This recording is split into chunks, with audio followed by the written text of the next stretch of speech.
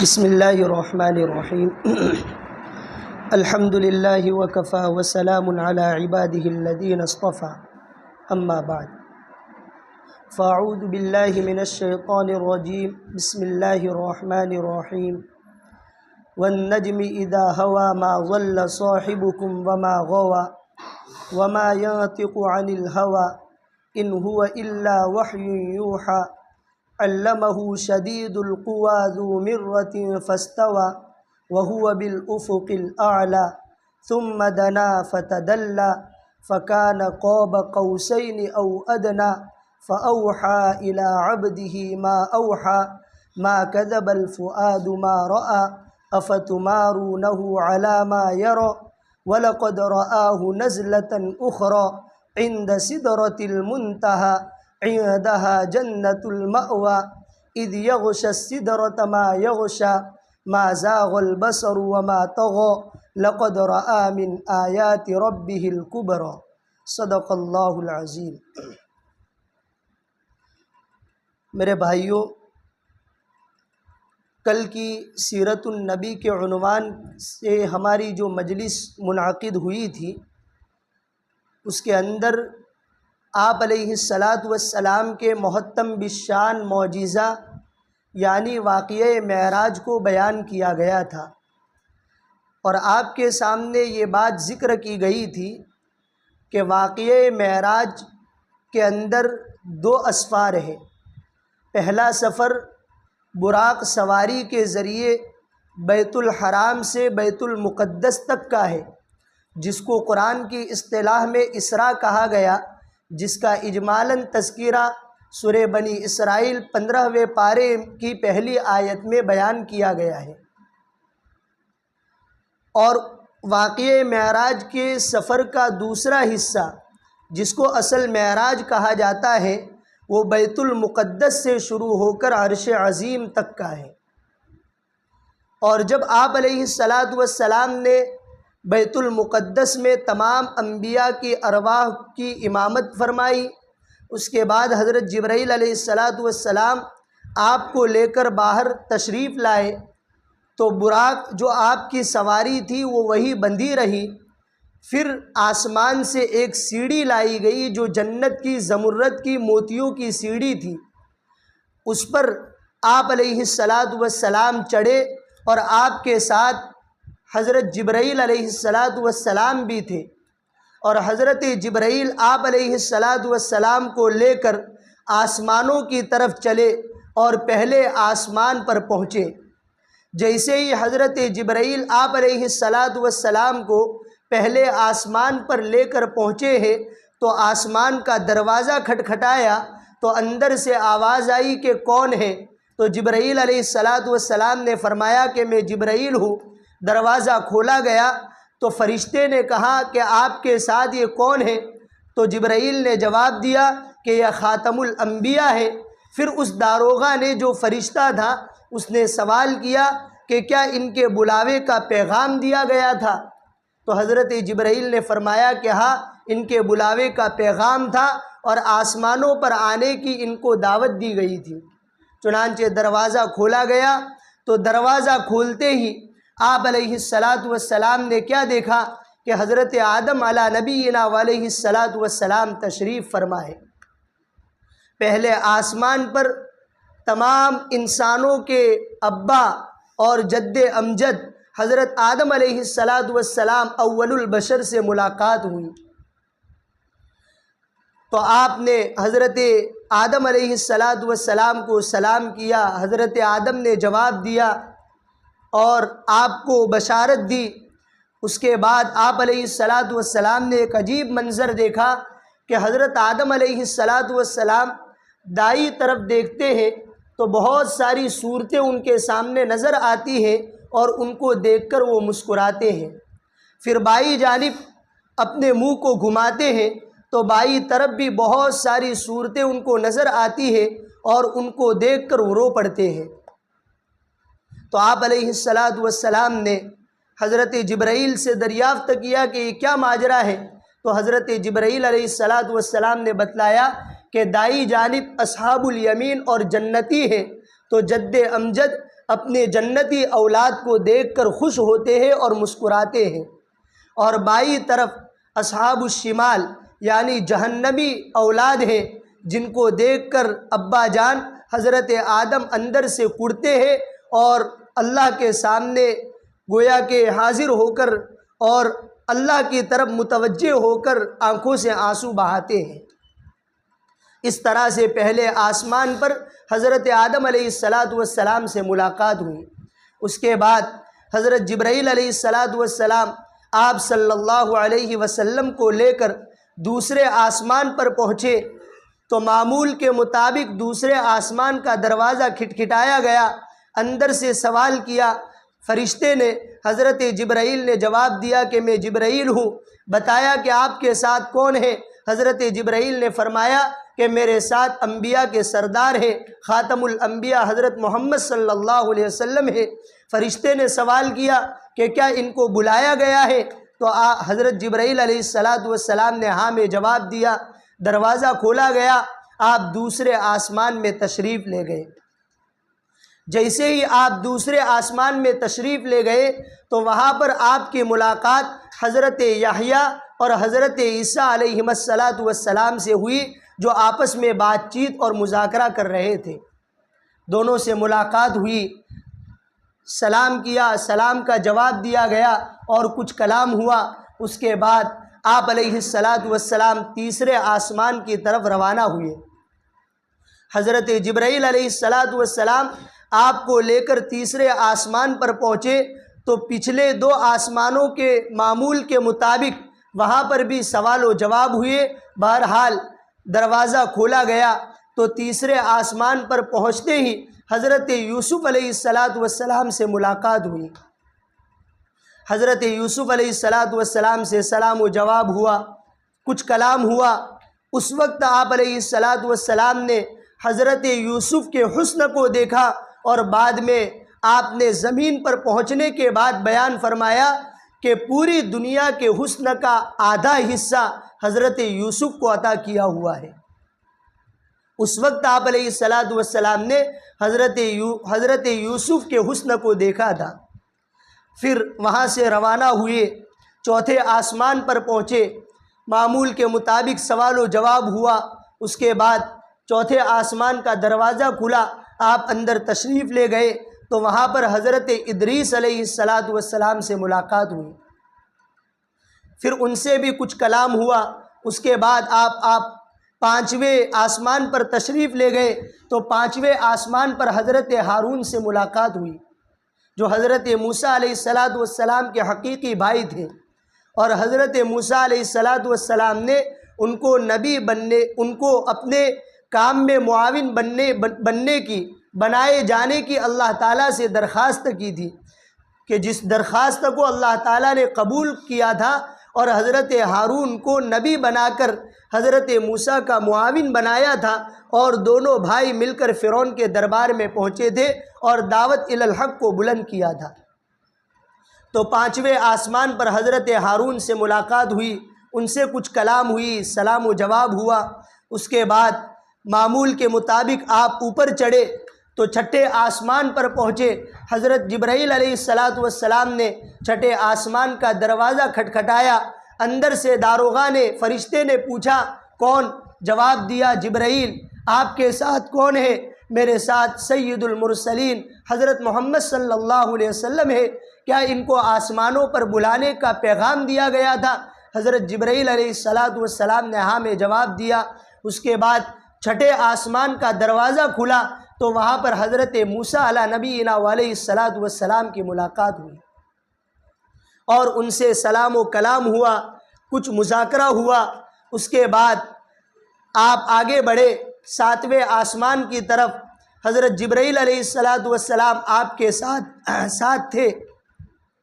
وہاں پر بھی ساتویں آسمان پر پہنچ کر آپ نے حضرت جبرائیل نے دروازہ کھٹکھٹایا اور پچھلے معمول کے مطابق وہاں پر بھی سوال و جواب ہوا۔ اس کے بعد دروازہ کھلا ساتویں آسمان کا تو آپ نے دیکھا کہ بیت المعمور ہے۔ بیت المعمور یہ فرشتوں کا کعبہ تھا، اور یہ زمین پر جو کعبۃ اللہ ہے مکہ مکرمہ میں، بالکل اس کے سیدھ میں 7ویں آسمان پر بیت المعمور ہے۔ جس طرح کعبۃ اللہ یہ انسانوں کا کعبہ ہے، اسی طرح بیت المعمور جو اس کے بالکل سیدھ میں 7ویں آسمان پر ہے، یہ فرشتوں کا کعبہ ہے۔ اور روایت کے اندر، حدیث پاک کے اندر آتا ہے کہ روزانہ 70,000 فرشتے اس بیت المعمور کا طواف کرتے ہیں، اور ایک مرتبہ فرشتوں کی جو تعداد طواف کر لیتی ہیں، قیامت تک ان کی باری نہیں آئے گی۔ اب اس سے ہمیں اندازہ لگتا ہے کہ اللہ تعالیٰ کے علم میں اور اللہ تعالیٰ کی قدرت میں فرشتوں کی تعداد کتنی ہے۔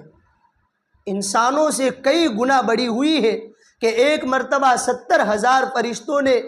اس بیت المعمور کا طواف کر لیا تو قیامت تک ان کی دوسری مرتبہ باری نہیں آنے والی، حالانکہ یہ سلسلہ طواف کا قیامت تک چلتا رہے گا۔ تو بیت المعمور کی آپ نے زیارت فرمائی، وہاں جو فرشتے طواف کر رہے تھے اس کے منظر کو دیکھا، اور وہاں بیت المعمور کے دیوار کے پاس دیکھا کہ حضرت ابراہیم علیہ نبینا علیہ السلام ٹیک لگا کر بیٹھے ہوئے ہیں، اور بہت سارے چھوٹے چھوٹے بچے ان کے پاس کھیل رہے ہیں۔ روایت میں آتا ہے کہ معصوم بچے جو اپنے ماں باپ کو چھوڑ کر انتقال کر جاتے ہیں، وہ سیدھے 7ویں آسمان پر ان کی روحیں اپنے جد امجد اور دادا حضرت ابراہیم علیہ نبینا علیہ السلام کے پاس پہنچتی ہے، اور وہ ساری روحیں حضرت ابراہیم علیہ السلام کے پاس کھیلتی رہتی ہے اور اپنے والدین کے آنے کا انتظار کرتی ہے۔ جب والدین مرنے کے بعد وہاں پہنچیں گے تو یہ پہلے سے سفارشی بن کے کھڑے ہو جائیں گے اور اللہ تعالیٰ سے سفارش کروائیں گے، اے اللہ یہ میرے والدین ہیں اور میں بچپنے میں انتقال کر گیا تھا، تو میرے انتقال پر انہوں نے صبر کیا تھا، اس لیے ان کے حق میں ہماری سفارش کو قبول فرما، اور یہ سفارشی بنتے ہیں۔ 7ویں آسمان پر آپ علیہ السلام نے بیت المعمور کی زیارت کی، حضرت ابراہیم علیہ نبینا علیہ السلام سے ملاقات ہوئی، سلام و کلام ہوا، اور آپ علیہ السلام نے اسی بیت المعمور کے اندر کچھ لمحہ عبادت فرمائی۔ اس کے بعد حضرت جبرائیل علیہ السلام آپ صلی اللہ علیہ وسلم کو لے کر آگے بڑھے، آگے تشریف لے گئے تو سدرۃ المنتہا جو بیری کا جو درخت ہے وہاں تک پہنچے۔ وہاں تک جب پہنچے ہیں تو آپ علیہ السلام نے سدرۃ المنتہا، سدرہ کہتے ہیں عربی میں، یہ عربی کا لفظ ہے، اردو میں اس کا ترجمہ ہوتا ہے بیری کا درخت، اور منتہا کہتے ہیں کہ آخری حد اور بارڈر،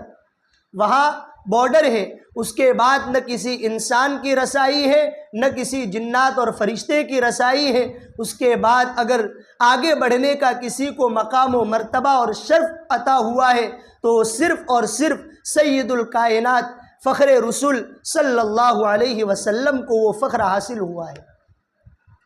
آپ سدرۃ المنتہا پر پہنچے، اس بیری کے درخت پر، تو آپ نے دیکھا کہ وہاں پر بہت سارے فرشتے پہلے سے آپ علیہ السلام کے استقبال میں کھڑے تھے، اور بہت سارے رنگ برنگی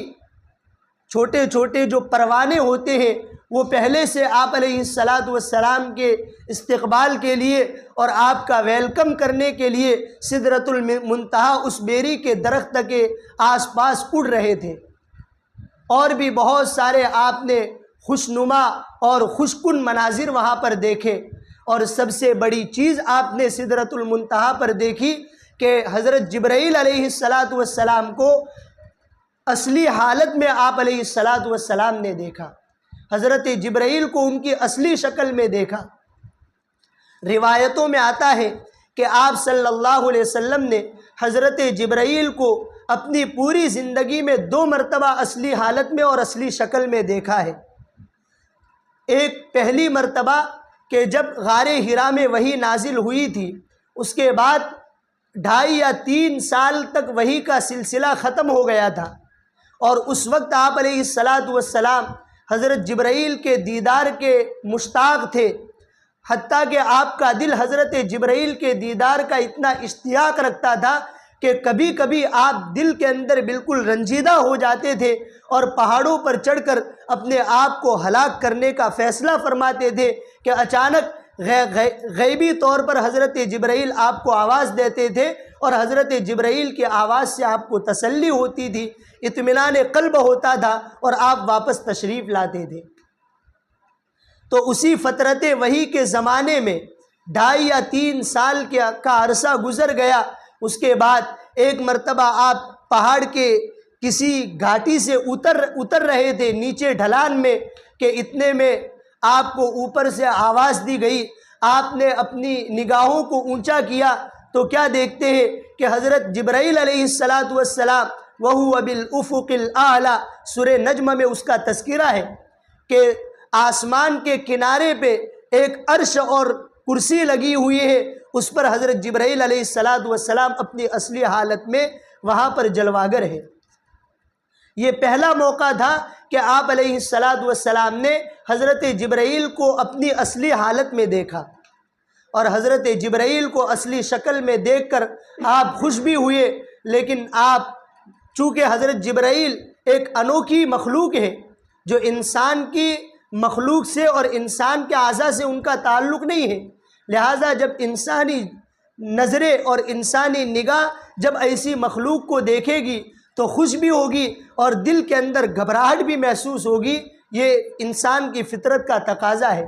چنانچہ آپ علیہ السلام کے جسم پر کپکپاہٹ طاری ہو گئی۔ آپ گھر پہ تشریف لے گئے، حضرت خدیجہ رضی اللہ تعالیٰ عنہا سے فرمایا زملونی زملونی، مجھے چادر اڑاؤ، مجھے چادر اڑاؤ، میرا پورا جسم میرے کنٹرول میں نہیں ہے، کپا رہا ہے۔ حضرت خدیجہ رضی اللہ تعالیٰ عنہا نے، آپ کی زوجہ محترمہ نے چادر اڑائی، پھر آپ کو کچھ تسلی ہوئی، آپ کے جسم سے وہ حالت دور ہوئی تو آپ نے پورا وہ منظر حضرت خدیجہ کے سامنے بیان کیا، اور فوراً سورہ مدثر کی آیات نازل ہوئی، یا ایھا المدثر، اے چادر کو اوڑھنے والے، قم فانذر، کھڑے ہو جائیے اور تبلیغ کا کام شروع کیجیے۔ اور اس کے بعد مسلسل وحی کا سلسلہ اور قرآن کے نزول کا سلسلہ شروع ہو گیا، جو آپ علیہ السلام کی وفات تک جاری رہا۔ بہرحال یہ پہلا موقع تھا کہ جس میں حضرت جبرائیل علیہ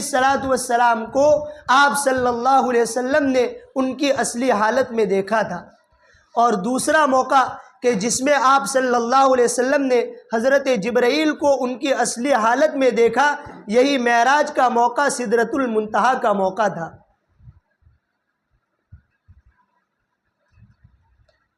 الحمدللہ کہ سدرۃ المنتہا پر پہنچ کر آپ نے بے شمار خوشکن مناظر دیکھے۔ ان میں سے ایک بہترین منظر یہ دیکھا کہ حضرت جبرائیل علیہ السلام کو ان کی اپنی اصلی حالت میں اور اصلی شکل میں دیکھا۔ اسی کو سورہ نجم میں آگے بیان کیا، عند سدرۃ المنتہا، کہ حضرت جبرائیل علیہ السلام کو آپ علیہ السلام نے اصلی حالت میں دیکھا۔ کہاں پہ؟ عند سدرۃ المنتہا، سدرۃ المنتہا، اور اس بیری کے درخت کے پاس، عندہا جنت المأویٰ، جس سدرۃ المنتہا کے پاس جنت المأویٰ ہے۔ اور یہ سدرۃ المنتہا وہ بارڈر اور وہ منتہائے حد ہے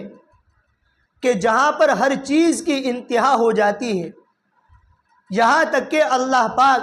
جب عرش عظیم سے کوئی چیز نیچے اتارنے کا فیصلہ فرماتے ہیں، یا کوئی چیز نیچے اترتی ہے، یا اللہ تعالیٰ کا کوئی فیصلہ روئے زمین پر صادر ہونا چاہتا ہے، تو وہ پہلے عرش عظیم سے سدرۃ المنتہا تک پہنچتا ہے۔ پھر سدرۃ المنتہا پر فرشتوں کا ایک نظام ہے کہ وہ اس چیز کو اپنے کنٹرول میں اور اپنے نظام میں لے لیتے ہیں، پھر وہ فرشتے اس چیز کو نیچے زمین پر اتارتے ہیں۔ اسی طرح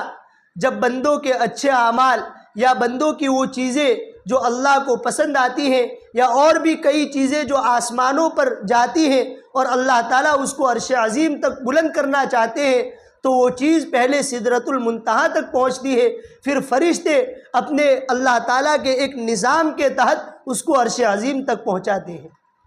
چاہے اوپر سے آنے والی چیز ہو یا نیچے سے اوپر اٹھنے والی چیز ہو، ہر چیز کے لیے منتہائے حد سدرۃ المنتہا ہے۔ وہاں پر رک کر ایک اللہ تعالیٰ کا نظام ہوتا ہے، جس نظام کے تحت وہ چیز یا تو اوپر جاتی ہے یا وہ چیز روئے زمین پر اترتی ہے۔ اب آپ صلی اللہ علیہ وسلم ساتوں آسمانوں کی سیر کرتے ہوئے حضرت جبرائیل علیہ السلام کے ساتھ سدرۃ المنتہا پر پہنچے۔ اب حضرت جبرائیل علیہ السلام اپنی اصلی حالت میں آ گئے اور آپ صلی اللہ علیہ وسلم نے ان کو اصلی شکل میں دیکھا، اور حضرت جبرائیل علیہ السلام نے کہا کہ بس میری استطاعت اور میری حد ختم ہو گئی، اب اس سے آگے بڑھنے کا مجھے الاؤ نہیں ہے، مجھے اللہ کی جانب سے اجازت نہیں ہے۔ اگر میں ایک قدم بھی اس سے آگے بڑھ گیا تو جل کر خاکستر اور راکھ ہو جاؤں گا۔ یہ وہ بارڈر ہے اور اس سے آگے کا وہ فاصلہ ہے کہ جس فاصلے کو نہ کسی فرشتے نے طے کیا ہے نہ کسی انسان نے طے کیا ہے۔ تو آپ سدرۃ المنتہا پر پہنچے اور وہاں سے حضرت جبرائیل علیہ السلام کی رفاقت ختم ہو گئی۔ اب آپ تنے تنہا کھڑے ہو گئے۔ پھر آپ کو چونکہ عند سدرۃ المنتہا عندہا جنت المأویٰ کہ وہاں سدرۃ المنتہا کے پاس جنت تھی، تو آپ صلی اللہ علیہ وسلم کو جنت میں داخل کیا گیا۔ آپ جنت میں داخل ہوئے تو کیا دیکھتے ہیں کہ بڑے بڑے محلات ہیں، بڑے بڑے گنبد ہیں، موتیوں کے گنبد اور قبے ہیں، اور اس کی جو عمارت کھڑی ہے تو آپ صلی اللہ علیہ وسلم نے اپنی آنکھوں سے دیکھا کہ جنت کے محلات کی جو دیواریں ہیں اس کی ایک اینٹ سونے کی اور ایک اینٹ چاندی کی ہے۔ آپ نے خود دیکھ کر اس روایت کو بیان کیا روئے زمین پر، اور یہ حدیثوں کے الفاظ اور خلاصے ہیں۔ اور اس تعمیر کے لیے جو گارا مٹی استعمال ہوا تھا وہ گارا زعفران کا تھا، اس کی مٹی مشک کی تھی، اور بے شمار مناظر آپ صلی اللہ علیہ وسلم کو جنت میں دکھائے گئے، آپ کو جنت کی سیر کرائی گئی۔ پھر اس کے بعد آپ صلی اللہ علیہ وسلم جنت سے باہر نکلے، پھر آپ کو جہنم دکھائی گئی، صرف باہر سے جہنم کا منظر آپ کو دکھایا گیا، تو آپ نے جہنم سے پناہ مانگی، اپنی امت کے لیے بھی مغفرت کی اور پناہ کی دعائیں فرمائی۔ پھر آپ کو وہاں پر ایک کٹ کٹ کی یا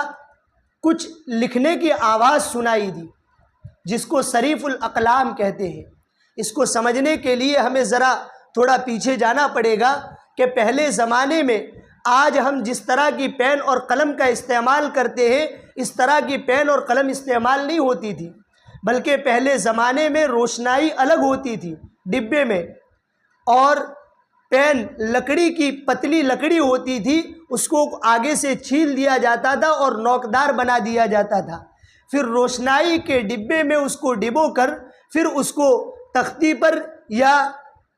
کسی بھی لکڑے کی چیز پر یا کاغذ پر لکھا جاتا تھا۔ اب ظاہر ہے کہ لکڑی کے قلم سے اور پین سے تختی پر یا اس طرح سے کاغذ پر لکھا جائے گا تو ظاہر سے ہے کہ ایک محسوس اور ایک خاص قسم کی آواز آتی ہے۔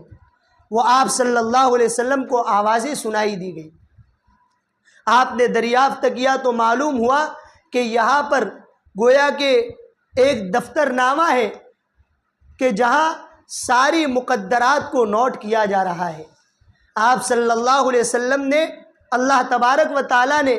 تمام مخلوقات کو پیدا کرنے سے پہلے ہر انسان کی تقدیر کو لکھ دیا ہے، لیکن وہ لوح محفوظ میں ہے۔ پھر اللہ پاک نے ان تمام تقدیرات کو اور مقدرات کو نافذ کرنے کے لیے اس کا ایک نظام بنایا ہے، جس میں سے کچھ ذمہ داری حضرت جبرائیل کو دی، کچھ ذمہ داری حضرت میکائیل کو دی، کچھ ذمہ داری حضرت اسرائیل کو دی، کچھ ذمہ داریاں حضرت اسرافیل کو دی۔ اسی طرح آسمانی فرشتوں کا ایک نظام ہے، زمینی فرشتوں کا ایک نظام ہے، وہ سارے ان مقدرات کو نافذ کرتے ہیں دنیا کے اندر۔ تو وہ لوح محفوظ میں زمین کو اور اس پوری کائنات کو پیدا کرنے سے پہلے مقدرات لکھ دی گئی تھی اور قیامت تک کی ساری چیزوں کو نوٹ کر دیا گیا تھا، لیکن 1 سال تک کے نظام کو لوح محفوظ سے اللہ تبارک و تعالیٰ فرشتوں کو دیتے ہیں۔ تو وہ سارے فرشتے اس شریف الاقلام اور اس دفتر کے اندر موجود تھے، اور وہ اپنی مقررہ ذمہ داریوں کے جو مقدرات تھے ان کو اپنے رجسٹر کے اندر نوٹ کر رہے تھے۔ تو اس لکھنے کی آواز آپ صلی اللہ علیہ وسلم کو سنائی دی۔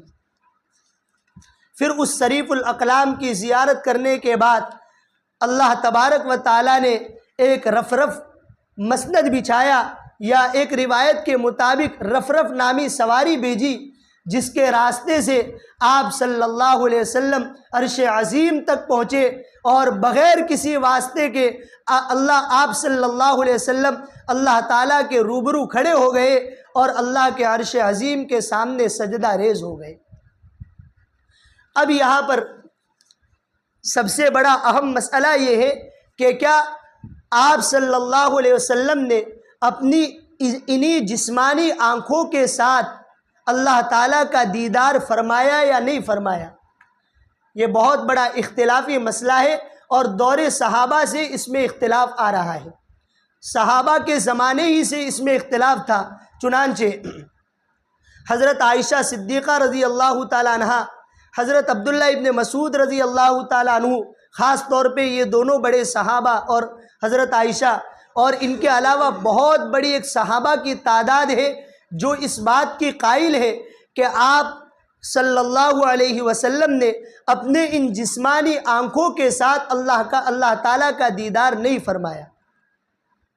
بلکہ سورہ نجم کی جو آیات کریمہ ہے علمہ شدید القویٰ کے بعد وَهُوَ بِالْأُفُقِ الْأَعْلَى ثُمَّ دَنَا فَتَدَلَّى، کہ جس سے بظاہر یہ نظر آ رہا ہے کہ معراج کے موقع پر آپ صلی اللہ علیہ وسلم نے اللہ تعالیٰ کا انہی آنکھوں کے ساتھ دیدار فرمایا۔ حضرت عائشہ صدیقہ رضی اللہ تعالیٰ عنہ نے فرمایا کہ میں نے سب سے پہلے ان آیتوں کے سلسلے میں اللہ کے نبی پاک صلی اللہ علیہ وسلم سے پوچھا تھا، تو اللہ کے نبی نے فرمایا کہ ان آیتوں میں جو دیدار کا تذکرہ ہے اس سے مراد حضرت جبرائیل کو ان کی اصلی حالت میں دیکھنے کی بات ہے۔ تو یہاں دو مرتبہ جو دیدار کی بات سورہ نجم کی ابتدائی آیتوں میں بیان کی گئی ہے، اس سے مراد حضرت جبرائیل کو ان کی اصلی شکل اور اصلی حالت میں دیکھنا ہے۔ اسی طرح حضرت عائشہ صدیقہ رضی اللہ عنہ، حضرت عبداللہ ابن مسعود رضی اللہ تعالیٰ عنہ، اور ان کے علاوہ دیگر بڑے بہت سارے اکابر صحابہ ہیں جو اس بات کے قائل ہیں کہ ان جسمانی آنکھوں کے ساتھ آپ صلی اللہ علیہ وسلم نے اللہ تعالیٰ کا دیدار نہیں فرمایا۔ اس کی سب سے بڑی اور مضبوط دلیل قرآن کریم کی آیت ہے لا تدرکہ الابصار، کہ دنیا کی آنکھیں اللہ تعالیٰ کا ادراک نہیں کر سکتی، یہ ان کی مضبوط دلیل ہے۔ اور سورہ نجم کی آیتوں سے جو استدلال نظر آ رہا ہے ان کا انہوں نے جواب دیا کہ اس سے مراد حضرت جبرائیل کو ان کی اصلی شکل میں دیکھنا مراد ہے۔ اور ان کے مقابلے میں حضرت عبداللہ ابن عباس رضی اللہ عنہما اور ان کے ساتھ کئی دیگر اکابر صحابہ، بلکہ جمہور صحابہ، اکابر تابعین اور بہت سارے ائمہ مجتہدین کا مسلک یہ ہے کہ آپ صلی اللہ علیہ وسلم نے اپنی انہی جسمانی آنکھوں کے ساتھ اللہ پاک کا دیدار فرمایا ہے، اور یہ آپ صلی اللہ علیہ وسلم کا معجزہ تھا۔ یہ ان لوگوں کی اور ان صحابہ کا موقف ہے، اور ان کی دلیل یہی سورہ نجم کی ابتدائی آیات ہے جس کے اندر جو ضمیر پیدر پہ بیان کی گئی ہے علمہ شدید القویٰ ذو مرۃ فاستویٰ وہو بالافق الاعلیٰ لقد رأى من آیات ربہ الکبریٰ تک، یہ ساری آیتوں کے ضمائر اور جو ضمیریں ہیں وہ اللہ تعالیٰ کی طرف لوٹ رہی ہیں، جس سے خلاصہ یہ نکل رہا ہے کہ آپ صلی اللہ علیہ وسلم نے اپنی انہی جسمانی آنکھوں کے ساتھ اللہ پاک کا دیدار فرمایا ہے۔ بہرحال دیدار خداوندی کے تعلق سے دور صحابہ سے اختلاف چلا آ رہا ہے، اور آج تک ہمارے اکابر میں دو طرف کے طبقے رہے ہیں، اور خصوصاً اکابر علماء دیوبند کے اندر بھی دو طرف کے مسلک رہے ہیں۔ بعض اکابر کا قول یہ ہے کہ آپ نے انہی جسمانی اور دنیاوی آنکھوں کے ساتھ اللہ پاک کا دیدار فرمایا، اور بعض حضرات کا قول یہ ہے کہ نہیں، آپ نے اپنی جسمانی آنکھوں کے ساتھ دیدار نہیں فرمایا، بلکہ صرف اللہ تعالیٰ سے بغیر کسی واسطے سے ہم کلام ہونے کا شرف عطا ہوا ہے۔ بہرحال اللہ تبارک و تعالیٰ نے آپ صلی اللہ علیہ وسلم کو بلند فرمایا، عرش عظیم تک اٹھایا۔ آپ عرش عظیم کے سامنے کھڑے ہو کر سجدہ ریز ہو گئے۔ پھر بغیر کسی واسطے کے اللہ تبارک و تعالیٰ آپ علیہ السلام سے ہم کلام ہوئے ہیں، اور پھر اس ہم کلامی میں آپ صلی اللہ علیہ وسلم کو مخصوص ہدیے دیے گئے، مخصوص عطایا اور انعامات سے آپ کو نوازا گیا۔ اکابر اور خاص کر کے سیرت نگار یہ لکھتے ہیں کہ اس موقع پر آپ صلی اللہ علیہ وسلم کو 3 انعامات سے نوازا گیا۔ سب سے پہلا انعام آپ کو یہ دیا گیا کہ آپ کو نمازوں کا تحفہ دیا گیا۔ دوسرا انعام آپ کو یہ دیا گیا کہ سورہ بقرہ کی آخری 2 آیتیں اس واقعہ معراج کے موقع پر اللہ پاک نے آپ صلی اللہ علیہ وسلم کو عطا فرمائی۔ آمن الرسول بما انزل الیہ، وہاں سے لے کر انت مولانا فانصرنا علی القوم الکافرین تک 2 آیت کریمہ خاص طور پر معراج کے موقع پر اللہ تبارک و تعالیٰ نے بغیر کسی واسطے کے آپ صلی اللہ علیہ وسلم کو مرحمت فرمائی۔ ایک روایت میں آپ علیہ السلام نے فرمایا کہ یہ 2 آیتیں تمام مخلوقات کو پیدا کرنے کے 2000 سال پہلے اللہ پاک نے لکھ دی تھی لوح محفوظ میں، اور یہ خاص اللہ تعالیٰ کے خزانے میں محفوظ تھی، اور اس خزانے میں سے اللہ پاک نے نکال کر مجھے عنایت فرمائی ہے۔ اگر کوئی آدمی رات کو سونے سے پہلے اس کو پڑھ لے گا تو اس کی فضیلت یہ ہے کہ قیام اللیل اور تہجد کی فضیلت اس کو حاصل ہوگی۔ اس لیے ہمیں رات کو سونے سے پہلے ان 2 آیتوں کے پڑھنے کا معمول بنانا چاہیے۔ یہ اللہ کے نبی کے معمولات کا حصہ ہے اور آپ علیہ السلام کی سنت ہے۔ یہ دوسرا انعام تھا۔ اور تیسرا انعام آپ صلی اللہ علیہ وسلم کو یہ دیا گیا کہ آپ سے یہ کہا گیا کہ آپ کی پوری امت کی میں نے مغفرت فرما دی، سوائے ایک انسان کے اور ایک طبقے کے جس نے میرے ساتھ شرک کیا۔ اللہ تعالیٰ ہر گناہ کو معاف کرنے کے لیے تیار ہے۔ اب ذرا غور کیجئے کہ شرک اللہ تعالیٰ کے نزدیک کتنا سنگین جرم ہے، کہ یہ واقعہ معراج کا موقع ہے۔ آپ صلی اللہ علیہ وسلم کو مہمان بنا کر اللہ پاک اوپر تنے تنہا بلا رہے ہیں،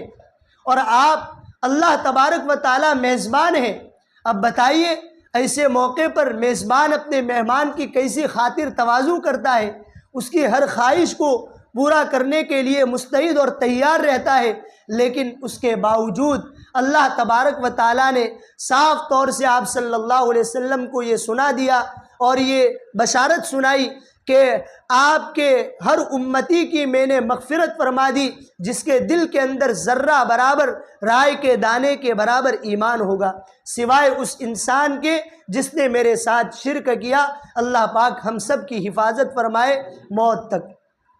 خاص طور پر آج کا جو ہمارا پرفتن ماحول ہے، جو ایک لبرلزم کی ایک ہوا چل رہی ہے، اور ہر انسان ماڈرن بننے کے خیال میں ہے، بلکہ اسلام کے اصولوں کو، مسلمہ اصولوں کو بھی ماڈرن بنانے کی ناپاک سازشیں رچی جا رہی ہے، اور وہ بھی مسلمانوں کے طبقے سے۔ ایسے ماحول کے اندر ہمیں اس بات کا عزم مصمم کرنا چاہیے کہ جب تک اللہ پاک زندہ رکھے ہمیں اسلام پر زندہ رکھے، اور اللہ تعالیٰ جب ہماری موت کا فیصلہ فرمائے توفنی مسلمہ، ہمیں مسلمان بنا کر اور اسلام کے کلمے کے ساتھ، کلمہ توحید اور کلمہ ایمان کے ساتھ ہمیں اپنے پاس بلائے۔ اس ایسی دعاؤں کا ہمیں اہتمام کرنا چاہیے۔ اللہ پاک ہم سب کو عمل کی توفیق عطا فرمائے۔ تو خیر، ان 3 انعامات سے اللہ پاک نے آپ صلی اللہ علیہ وسلم کو نوازا۔ پھر آپ یہ 3 انعامات لے کر واپس روانہ ہوئے۔ تو اب ظاہر ہے کہ روانہ ہوتے ہوئے سب سے پہلے 7واں آسمان آئے گا۔ 7ویں آسمان پہ بیت المعمور پر پہنچے تو وہاں پر حضرت ابراہیم علیہ السلام سے جس طرح پہلے جاتے ہوئے ملاقات ہوئی تھی، اسی طرح واپسی میں ملاقات ہوئی۔ حضرت ابراہیم علیہ السلام سے بات چیت ہوئی، پوچھا کہ کیا ہوا؟ تو آپ نے پوری بات سنائی اور کہا کہ مجھے اس طرح سے 3 انعامات سے نوازا گیا ہے، اور ان میں ایک انعام یہ ہے کہ 50 نمازیں میری امت پر فرض کی گئی۔ حضرت ابراہیم علیہ السلام خاموش رہے۔ اس کے بعد آپ نیچے اترے چھٹے آسمان پر، تو وہاں پر حضرت موسیٰ علیہ السلام سے جس طرح جاتے ہوئے ملاقات ہوئی تھی، اسی طرح واپسی میں ملاقات ہوئی۔ حضرت موسیٰ علیہ السلام نے جب سنا کہ آپ صلی اللہ علیہ وسلم کی امت پر 50 نمازیں فرض کی گئی، تو آپ نے حضرت موسیٰ علیہ السلام نے آپ صلی اللہ علیہ وسلم سے درخواست کی کہ آپ باری تعالیٰ کے پاس واپس جائیے اور نمازوں کے اندر تخفیف کروائیے،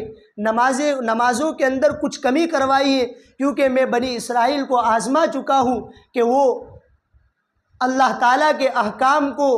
خوشی سے اور اطمینان قلب سے اس پر عمل کرنے کے لیے تیار نہیں ہوتی تھی۔ اسی طرح آپ کی امت بھی تیار نہیں ہوگی اور 50 نمازیں ان پر شاق گزرے گی، اس لیے ابھی آپ روئے زمین پر نہیں پہنچے ہیں، اس سے پہلے آپ کے پاس موقع ہے، آپ واپس تشریف لے جائیے اور اللہ تعالیٰ سے درخواست کر کے نمازوں میں تخفیف کروائیے۔ تو آپ صلی اللہ علیہ وسلم دوبارہ اللہ تبارک و تعالیٰ کے دربار میں پہنچے اور درخواست کی، تخفیف کروائی۔ 5 نمازوں کی کمی ہوئی، 45 نمازیں لے کر واپس آئے۔ پھر سے حضرت ابراہیم سے ملاقات ہوئی اور حضرت موسیٰ سے چھٹے آسمان پر ملاقات ہوئی۔ حضرت موسیٰ نے فرمایا یہ بھی زیادہ ہے، پھر سے واپس جائیے اور ابھی تخفیف کروائیے۔ 9 مرتبہ آپ صلی اللہ علیہ وسلم چھٹے آسمان پر آئے اور حضرت موسیٰ کے کہنے پر واپس ہوئے، اور 9 مرتبہ واپس جانے سے آنے جانے سے 45 نمازوں کی تخفیف کروائی اور صرف 5 نمازیں باقی رہی۔ پھر بھی حضرت موسیٰ علیہ السلام نے کہا کہ واپس جائیے اور کمی کروائیے، تو آپ صلی اللہ علیہ وسلم نے فرمایا کہ اب مجھے اللہ تعالیٰ کے پاس جاتے ہوئے شرم آتی ہے۔ جیسے ہی آپ صلی اللہ علیہ وسلم نے یہ جملہ ارشاد فرمایا، فوراً غیب سے آواز آئی کہ اے محمد فکر مت کیجئے، یہ 5 نمازیں لے کر واپس جائیے، اور میرا وعدہ ہے کہ جو 5 نمازوں کا اہتمام کرے گا اس کو دن میں 50 نمازوں کا ثواب ملے گا۔ اور یہ اللہ تعالیٰ کا اصول ہے جس کو اللہ پاک نے قرآن کریم میں بیان فرمایا، مَن جَاءَ بِالْحَسَنَةِ فَلَهُ عَشْرُ أَمْثَالِهَا، کہ جو ایک نیکی لے کر آئے گا اللہ پاک اس کو 10 نیکیوں کے برابر ثواب دیں گے، 10 گنا بڑھا کر اللہ پاک اپنی رحمت کاملہ کی بنیاد پر عطا فرمائیں گے۔ تو اب آپ 5 نمازوں کو 10 میں ملٹیپلائی کریں گے تو کتنی نکلے گی؟ 50۔ تو جو 5 نمازوں کا اہتمام کرے گا اللہ پاک اس کو 50 نمازوں کا اجر عطا فرمائیں گے۔ تو پڑھنا اور عمل کے اعتبار سے 5 ہے اور ثواب کے اعتبار سے 50 ہے۔ یہ تحفہ لے کر آپ صلی اللہ علیہ وسلم نیچے تشریف لائے۔ اب یہاں پر علماء نے، سیرت نگاروں نے ایک نقطے کی بات لکھی ہے کہ 7ویں آسمان پر جب آپ واپسی میں آئے ہیں اور وہاں پر حضرت ابراہیم علیہ السلام سے ملاقات ہوئی اور ان سے بھی بات ہوئی کہ اللہ تبارک و تعالیٰ نے میری امت پر 50 نمازیں فرض کی ہیں، تو حضرت ابراہیم علیہ السلام خاموش کیوں رہے؟ انہوں نے تخفیف کروانے کی درخواست کیوں نہیں کی؟ اور چھٹے آسمان پر پہنچے تو حضرت موسیٰ نے فوراً درخواست کی۔ تو بڑی نقطے کی اور حکمت کی بات علماء نے لکھی ہے کہ چونکہ حضرت ابراہیم علیہ السلام خلیل اللہ تھے، اللہ کے دوست تھے اور مقام خلت پر فائز تھے، اور جو انسان دوسرے کا جگری اور قلبی دوست ہوتا ہے وہ اپنے دوست کی بات کو فوراً ایکسپٹ کر لیتا ہے، اس کو ریجیکٹ نہیں کرتا۔ تو چونکہ حضرت ابراہیم علیہ السلام اللہ تعالیٰ کے تعلق سے مقام خلت پر فائز تھے، خلیل اللہ تھے، اللہ پاک نے ان کو اپنا دوست بنایا تھا، اس لیے دوست ہونے کے ناطے ہمت نہیں ہوئی کہ اپنے دوست سے اس کے اندر تخفیف کرنے کی درخواست کرے۔ اور رہا حضرت موسیٰ علیہ السلام، تو وہ تو چونکہ کلیم اللہ تھے، ایک مرتبہ اللہ تعالیٰ سے دنیا میں ہم کلام ہو چکے تھے، تو وہ مقام ناز پر فائز تھے، اور کلیم کا معنی ہی ہوتا ہے بولنے والا، تو انہوں نے اپنے صفت کلیمیت کا اظہار فرمایا اور مقام ناز پر فائز تھے، تو اس کا اظہار فرماتے ہوئے فوراً اپنے بنی اسرائیل کے ساتھ جو تجربہ ہوا تھا اس کا اظہار فرما کر 50 نمازوں میں تخفیف کروانے کی درخواست فرمائی۔ اسی طرح ایک سوال یہ ہوتا ہے کہ جب اللہ تبارک و تعالیٰ کو پہلے سے معلوم تھا کہ آپ صلی اللہ علیہ وسلم اس طرح 9 مرتبہ واپس آئیں گے اور نمازوں میں تخفیف ہوگی اور اخیر میں امت محمدیہ پر 5 نمازیں ہی فرض رہے گی، یہ تو اللہ تعالیٰ کو پہلے سے معلوم تھا، تو پھر آپ صلی اللہ علیہ وسلم کو اس طرح 9 مرتبہ چھٹے آسمان سے عرش عظیم تک کے چکر کیوں لگوائیں گے؟ تو یہاں پر علماء نے نقطے کی بات یہ لکھی ہے کہ اس سے امت محمدیہ کے دلوں کے اندر نماز کی عظمت کو بٹھانا مقصود تھا کہ یہ 5 نمازیں اتنی محتم بھی شان اور عظیم نعمت ہے کہ ان نمازوں کی تخفیف کے لیے آپ کے نبی پاک صلی اللہ علیہ وسلم نے 9 مرتبہ چھٹے آسمان سے عرش عظیم کے چکر لگائے ہیں۔ ان کے چکروں کی لاج اور لحاظ رکھتے ہوئے ذرا نمازوں کا اہتمام کیجیے۔ اسی طرح ایک بہت بڑی حکمت کی بات علماء نے یہ لکھی ہے کہ اللہ تعالیٰ نے جس طرح زکوٰۃ کا حکم روئے زمین پر نازل فرمایا وحی کے ذریعے، حج کا حکم وحی کے ذریعے نازل فرمایا، تو اسی طرح نماز کا حکم بھی اللہ تعالیٰ، نماز کی فرضیت کا حکم حضرت جبرائیل کے واسطے سے اور وحی کے ذریعے سے روئے زمین پر نازل فرما سکتے تھے۔ تو اس عطیے کو اللہ پاک نے اپنے حبیب صلی اللہ علیہ وسلم کو عرش عظیم کے پاس بلا کر کیوں عطا فرمایا؟ تو وہاں پر علماء نے حکمت بھری یہ بات کہی ہے کہ اس سے یہ بتانا مقصود تھا کہ جس طرح میں نے اپنے حبیب صلی اللہ علیہ وسلم کو نماز کا تحفہ قریب میں بلا کر دیا ہے، اسی طرح نماز ہر امتی کے لیے اور ہر انسان کے لیے اللہ تعالیٰ سے تقرب کا ذریعہ ہے۔ ایک روایت میں ہے کہ صحابہ نے آپ صلی اللہ علیہ وسلم سے درخواست کی کہ اللہ کے نبی، اللہ تعالیٰ سے قریب ہونے کا سب سے بڑا ذریعہ اور راستہ کیا ہے؟ تو آپ صلی اللہ علیہ وسلم نے فرمایا کہ سجدوں کی کثرت۔ سجدوں کی کثرت سے مراد بکثرت نمازوں کا اہتمام ہے۔ تو آپ صلی اللہ علیہ وسلم کو عرش عظیم تک بالکل اپنے قریب بلا کر نماز کا تحفہ دینے سے امت کو یہ میسیج دینا مقصود تھا کہ جس طرح نماز کا تحفہ بغیر کسی واسطے اور بغیر کسی فاصلے کے بالکل قریب کر کے دیا گیا، اسی طرح نماز وہ ذریعہ ہے کہ جو انسان بھی خشوع خضوع کے ساتھ اور اللہ تعالیٰ کے نبی پاک صلی اللہ علیہ وسلم کی سنتوں کے مطابق اس کا اہتمام کرے گا، اللہ پاک اس کو اپنا قرب اور تقرب عطا فرمائیں گے۔ اب آپ صلی اللہ علیہ وسلم معراج کے اندر یہ سارے مناظر کو دیکھتے ہوئے واپس تشریف لائے، تو صبح صادق ہونے سے پہلے آپ مکہ مکرمہ واپس ہو گئے اور دوبارہ آپ واپسی میں 7 آسمان سے نیچے اترتے ہوئے بیت المقدس پہنچے ہیں، اور بیت المقدس میں جو براق سواری بندھی ہوئی تھی وہاں سے پھر براق سواری پر سوار ہو کر حضرت جبرائیل علیہ السلام کے ہمراہ صبح صادق ہونے سے پہلے اسی رات میں مکہ مکرمہ اپنے گھر پر واپس تشریف لائے۔ اب جب صبح صادق ہوئی تو آپ صلی اللہ علیہ وسلم نے کفار مکہ کے سامنے اس معجزے کا اظہار فرمایا، تو ان لوگوں نے کہا کہ بھلا ایک ہی رات میں بیت المقدس اور بیت المقدس سے عرش عظیم تک کا آپ نے اتنا لمبا سفر کر دیا، حالانکہ ہم تو تجارت کی غرض سے شام اور بیت المقدس جایا کرتے ہیں، کتنے مہینوں میں ہم پہنچتے ہیں، اور آپ نے ایک رات میں اتنا لمبا سفر کر دیا۔ یہ اعتراض کیا،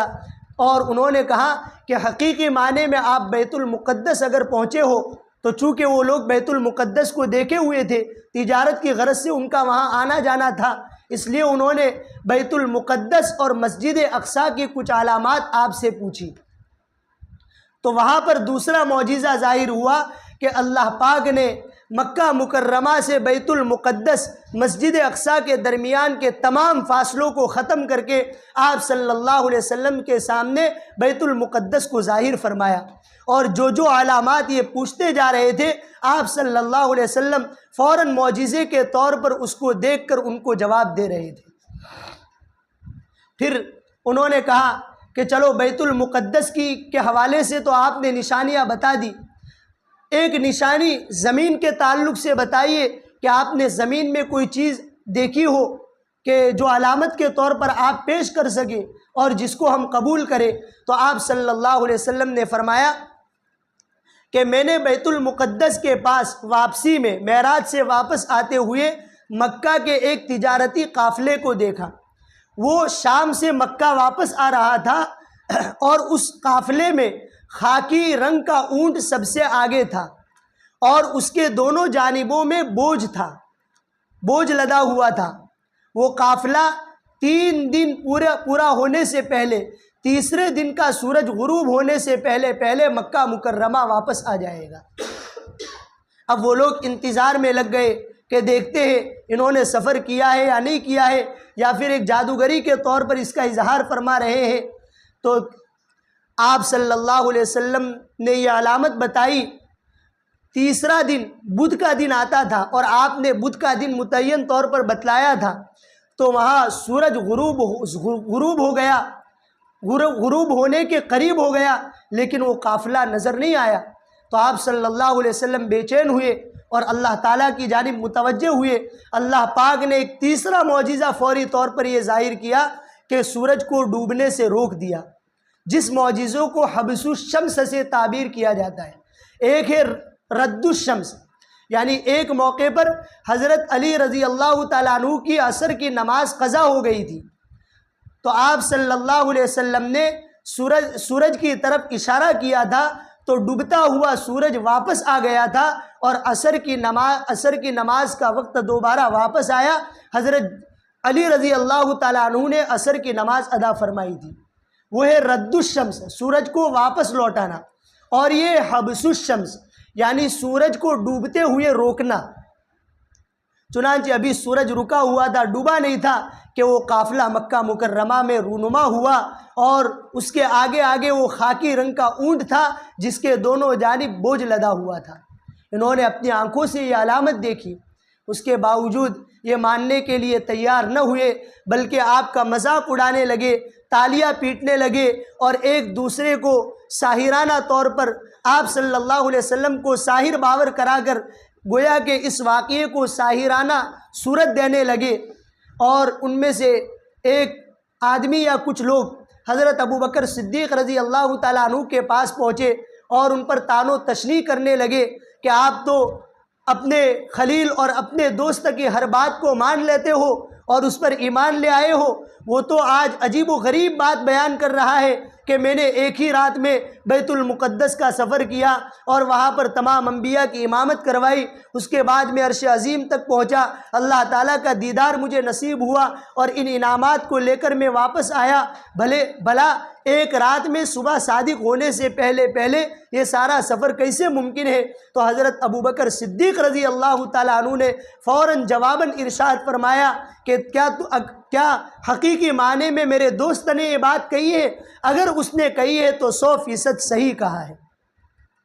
اور اس کو ماننے میں میرے لیے کوئی عجیب چیز نہیں ہے۔ میں تو اس سے بڑی عجیب چیزیں وہ جو آسمانی خبر سناتے ہیں جس کو میں دیکھتا نہیں ہوں، اس کو بھی میں بغیر دلیل کے مانتا ہوں، تو اس کو ماننے میں مجھے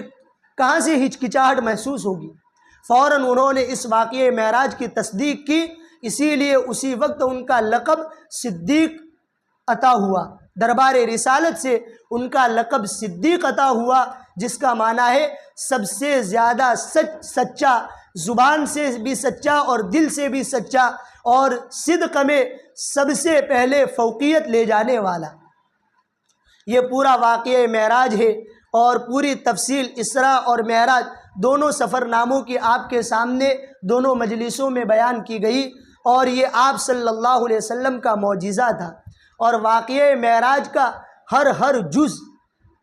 پوری امت کے لیے درس عبرت ہے۔ اس کے ہر جز کے اندر اللہ پاک نے عبرت کا سامان رکھا ہے، بہت بڑا درس رکھا ہے، بشرطے کہ انسان اس واقعے کو سمجھ کر عبرت لینے کی کوشش کرے۔ اور مستقل واقعہ معراج درس عبرت ہے، اور کن کن مواقع سے ہمیں عبرت ملتی ہے اس پر مستقل کتابیں لکھی ہوئی ہیں، ہمیں ان کتابوں کا مطالعہ کرنا چاہیے۔ ان میں سے کچھ عبرت کی چیزیں میں آپ کے سامنے بیان کرتا ہوں۔ مثال کے طور پر سدرۃ المنتہا سے آگے آج تک بلکہ قیامت تک حضرت آدم علیہ السلام سے پہلے بھی تمام جنات اور فرشتے جو آباد تھے وہاں سے لے کے قیامت تک نہ کسی انسان کی رسائی ہوئی ہے اور نہ ہوگی۔ صرف اور صرف خاتم الانبیاء، امام الانبیاء، سید المرسلین صلی اللہ علیہ وسلم کو اللہ پاک نے وہ شرف عطا فرمایا کہ سدرۃ المنتہا سے تنے تنہا اکیلے عرش عظیم تک پہنچے ہیں۔ اس سے آپ صلی اللہ علیہ وسلم کے خاتم الانبیاء ہونے کی طرف اشارہ تھا کہ سارے انبیاء کی نبوت آپ صلی اللہ علیہ وسلم پر ختم ہو گئی، اور آپ صلی اللہ علیہ وسلم خاتم الانبیاء ہے، جس کو قرآن کریم نے بھی بیان فرمایا وخاتم النبیین 22ویں پارے میں کہ آپ تمام انبیاء کے سلسلے پر مہر لگانے والے ہیں۔ تو جس طرح سدرۃ المنتہا سے آگے آپ تنے تنہا گئے ہیں اور وہاں تک ہر مخلوق کی رسائی ختم ہوئی ہے، اسی طرح تمام انبیاء کے نبوت کا سلسلہ آپ صلی اللہ علیہ وسلم پر ختم ہوا ہے، اور آپ صلی اللہ علیہ وسلم خاتم الانبیاء ہے۔ لہٰذا آپ کے بعد، آپ کی وفات کے بعد قیامت تک کوئی بھی انسان کسی بھی جنس سے تعلق رکھنے والا ہو، اگر وہ نبوت کا دعویٰ کرتا ہے تو وہ کذاب اور دجال ہے اور وہ جھوٹا ہے۔ اس کی تکذیب کرنا ہمارے عقیدے کا بنیادی حصہ ہے، اور ختم نبوت ہمارے ایمان کا جزو ہے۔ اسی طرح واقعہ معراج سے ایک عبرت یہ ملتی ہے کہ چونکہ سن 10 نبوی میں آپ صلی اللہ علیہ وسلم پر بہت غم کے پہاڑ ٹوٹے تھے کہ شیاب ابی طالب 3 سال تک اس گھاٹی میں آپ اپنے خاندان سمیت قید ہوئے تھے، اور وہاں پر بہت ساری تکلیفوں اور مصیبتوں کا سامنا ہوا تھا۔ وہاں سے سن 10 نبوی میں آپ شیاب ابی طالب سے آزاد ہوئے تھے۔ اس کے بعد چچا ابو طالب کی وفات ہو گئی، زوجہ محترمہ حضرت خدیجہ رضی اللہ تعالیٰ عنہا کا وصال ہو گیا، طائف کا بہت اندوہناک سفر ہوا، اور وہاں پر آپ پر ظلم کے پہاڑ توڑے گئے۔ تو یہ سن 10 نبوی کا جو سال تھا یہ عام الحزن تھا۔ پیدر پہ آپ حزن و ملال کے راستے سے گزرے ہیں، اور آپ پر ظلم و جبر کے پہاڑ توڑے گئے، ہر طرف سے آپ نا امید اور مایوس ہو گئے، اور آپ کا دل بالکل حوصلہ شکن ہو گیا۔ تو اب اللہ تبارک و تعالیٰ نے چاہا کہ ان تمام تکلیفوں کے مداوع اور تریاق کے طور پر میں اپنے حبیب کو وہ مقام عطا کروں جو آج تک میں نے کسی انسان اور کسی بھی مخلوق کو عطا نہیں کیا۔ تو تمام تکلیفوں کے بعد اللہ پاک نے راحت اور آسانی دی۔ اسی کو سورہ علم نشرہ کے اندر بیان فرمایا فَإِنَّ مَعَ الْعُسْرِ يُسْرًا إِنَّ مَعَ الْعُسْرِ يُسْرًا، ہر تکلیف کے بعد آسانی مقدر ہے۔ جس طرح آپ صلی اللہ علیہ وسلم کو دنیا کی تمام مصیبتوں کے بعد آسمانوں کے خوشنما مناظر کے ذریعے بلکہ دیدار خداوندی کے ذریعے اور حضرت جبرائیل علیہ السلام کو ان کی اصلی حالت میں دیکھتے ہوئے تمام انبیاء کی امامت کرا کر اور جنت و جہنم کو دیکھ کر آپ کے دل کو خوش کیا گیا اور آپ خوشی خوشی زمین پر تشریف لائے، تو گویا تکلیفوں کا مداوع اور علاج تھا آسانی، راحت اور خوشی دے کر۔ تو اسی طرح اللہ تعالیٰ کا یہ ضابطہ ہے کہ ہر تکلیف کے بعد آسانی مقدر ہوتی ہے، ان مع العسر یسرا۔ اسی طرح ایک بہت بڑا عبرت کا سامان واقعہ معراج میں یہ ملتا ہے کہ چونکہ اللہ کے نبی پاک صلی اللہ علیہ وسلم اللہ تعالیٰ کے دین کے سب سے بڑے خادم تھے، سب سے بڑے سچے اور پکے مخلص خادم تھے۔ تو اس سے معلوم ہوا کہ جو خدمت دین میں لگتا ہے، دین کے معاملے میں اللہ تعالیٰ کا ناصر، معاون اور مددگار بنتا ہے تو اللہ تعالیٰ ساری کائنات کو اس کے تابع فرما دیتے ہیں اور ساری کائنات کو مسخر کر دیتے ہیں۔ جس طرح آپ صلی اللہ علیہ وسلم کے لیے آسمان و زمین ہر چیز کو مسخر کر کے عرش عظیم تک پہنچایا، اسی طرح خادم دین کے لیے اور صحیح معنی میں اخلاص کے ساتھ اللہ تعالیٰ کے دین کا تعاون کرنے والے کے لیے، چاہے وہ کسی بھی شعبے سے ہو، اللہ تعالیٰ اس کو یہ نعمت عطا فرماتے ہیں کہ ساری کائنات اس کے تابع بن جاتی ہے، اس کے غلام اور مسخر ہو جاتی ہے۔ اور یہی بات حدیث پاک میں آپ علیہ الصلاۃ نے فرمائی، ان الدنیا خلقت لکم وانکم خلقتم للآخرہ، کہ پوری دنیا تمہاری خدمت کے لیے بنائی گئی ہے اور تم یعنی انسان صرف اور صرف اللہ تعالیٰ کی عبادت کے لیے پیدا کیا گیا ہے، آخرت کے لیے اس کو بنایا گیا ہے۔ اسی طرح واقعہ معراج سے ایک عبرت کا سامان ہم امت مسلمہ کو یہ ملتا ہے کہ جس طرح آپ صلی اللہ علیہ وسلم کو اپنے اکابر انبیاء سے ملاقات کروائی، اسی طرح ہمیں بھی اپنے اکابر علماء سے تعلق قائم رکھنا چاہیے، اپنی اصلاح کی فکر ہونی چاہیے، اپنا ہاتھ زندگی کے اندر اپنے کسی نہ کسی بڑے کے تابع دے دینا چاہیے اور اب کسی نہ کسی ہاتھ پر بیعت ہو کر اپنی اصلاح کی فکر کرنی چاہیے۔ یہ واقعہ معراج سے درس عبرت ہمیں ملتا ہے کہ جس طرح آپ صلی اللہ علیہ وسلم کو پچھلے انبیاء سے ملاقات کروائی، ان سے تعلق قائم کیا گیا اور ان سے جوڑا گیا، اسی طرح ہمیں اپنے بڑوں سے اپنے اصلاح نفس اور اصلاح قلب کے خاطر اپنے تعلق کو قائم کرنا چاہیے اور گاہ بگاہ ان کی صحبت میں پہنچ کر ان کی مجلسوں سے فائدہ اٹھانا چاہیے اور ان کے بتائی ہوئی باتوں پر اور ان کی صحبتوں سے ملی ہوئی مجلسوں کی باتوں پر ہمیں عمل کرنا چاہیے۔ اسی طرح ایک بہت بڑا عبرت کا سامان یہ ملتا ہے کہ جب آپ صلی اللہ علیہ وسلم معراج سے واپس آئے اور چھٹے آسمان پر حضرت موسیٰ علیہ السلام سے ملاقات ہوئی، حالانکہ حضرت موسیٰ علیہ السلام مقام و مرتبے کے اعتبار سے آپ صلی اللہ علیہ وسلم سے کم ہیں، اس کے باوجود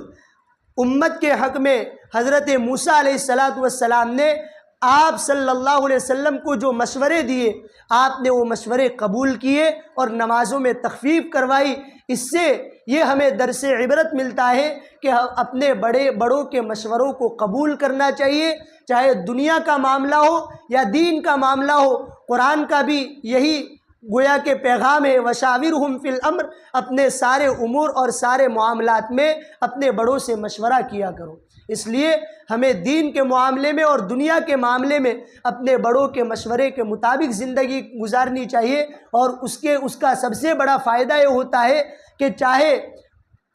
وقتی طور پر وہ اپنے مقصد میں ناکام ہوتا ہوا نظر آئے گا، لیکن اس کے باوجود دنیا کے اعتبار سے ذلت و رسوائی سے بچ جائے گا، کیونکہ اس نے وہ کام مشورے سے کیا ہے۔ تو مشورے سے کرنے کے نتیجے میں اس کام کی ذمہ داری تنے تنہا اس کے کندھوں پر نہیں آئے گی، بلکہ پوری جماعت پر آئے گی جن سے اس نے مشورہ لیا ہے۔ تو اس جماعت کی آڑ میں چاہے بظاہر ناکامی نظر آوے، اس کے باوجود ذلت و رسوائی سے وہ محفوظ ہو جائے گا۔ تو یہ واقعہ معراج سے درس عبرت ملتا ہے کہ ہمیں اپنے بڑوں کے اور اکابر کے اور گھر کے اندر جو ہمارے دنیا کے اعتبار سے بڑے ہیں ان کے مشوروں کو قبول کرنا چاہیے اور ان کے مشوروں کے مطابق اپنی زندگی کو گزارنا چاہیے۔ یہی واقعہ معراج سے ساری عبرتیں ہمیں ملتی ہے۔ اللہ پاک ہم سب کو یہ درس عبرت نصیب فرمائے، اور واقعہ معراج کیا بلکہ آپ صلی اللہ علیہ وسلم کے سیرت کے ہر گوشے اور ہر حصے سے